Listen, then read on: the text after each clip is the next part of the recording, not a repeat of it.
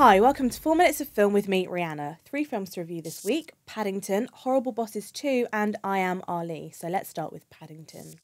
This is a Christmassy family film about a bear called Paddington who comes unexpectedly into the lives of the Brown family. When he wants to find out about his origins, he stumbles into the path of an evil taxidermist. But this is the moment where we all fall a little bit in love with a bear from darkest Peru. I hope you don't mind me asking, but shouldn't you be at home? Oh, yes, I should.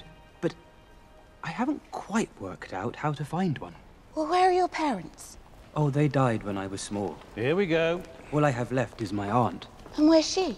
Darkest Peru, in the home for retired bears. Yeah, of course she is. It's got a great British cast: Hugh Bonneville and Sally Hawkins as the parents, and my favourite Peter Capaldi as the grumpy next-door neighbour, Mr. Curry. Because it was so infused with British humour, I felt that perhaps Nicole Kidman as the taxidermist was a little bit out of place, maybe a bit Hollywoody, but she still made an excellent and very chilling villain. So this is what happened when I spoke to her about acting opposite a CGI bear.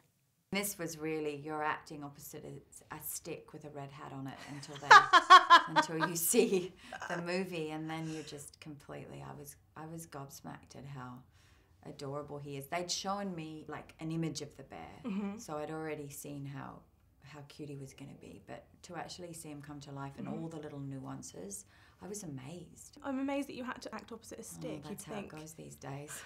Not even a man on his knees. Well, you're grateful these days when you get to act opposite an actor. I went into this with very low expectations. I didn't really like the look of Paddington. I thought the trailer was really over the top, but I came out utterly charmed by it. Thought it was a great choice to have Ben Whishaw as the soothing, easy voice of Paddington, which contrasted with all his slapstick mishaps. And I found myself laughing and even crying, as usual, at times. So 4 stars for Paddington. And next up, it's Horrible Bosses 2. After the events of the first film, the 3 friends decide to go it alone and be self-employed, but then they get involved in a very complex scheme which involves kidnapping the arrogant son of a billionaire, and of course, nothing quite goes to plan. We decided, like, we're out, you know, we're not doing crime. Yeah, not our thing. Yeah, no, he's right. No, the kidnapping is off, actually. Okay. Huh? No, it's on. No, it's off. No, it's totally on. I sent the ransom note to my dad. You what? You did what? Yeah. I was a little insulted. You only asked for $500,000 for me. I mean, is that all I'm worth?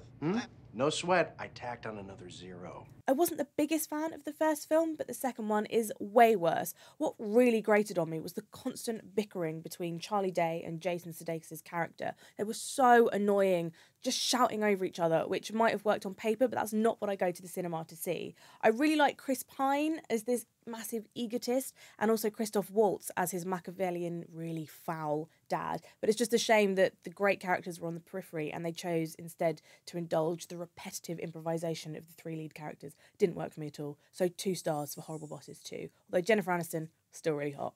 Next up, I Am Ali. It's a documentary about Muhammad Ali with interviews from his family, colleagues, people who know and love him.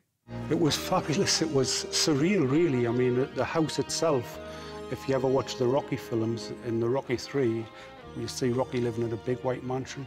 That was Muhammad Ali's house in 1984. That was the house that he gave me a room to stay and take us out through the days and going out and meeting the people and meeting the fans, and to be there with him and see it and be on the inside, it was so special for me, like a very special time.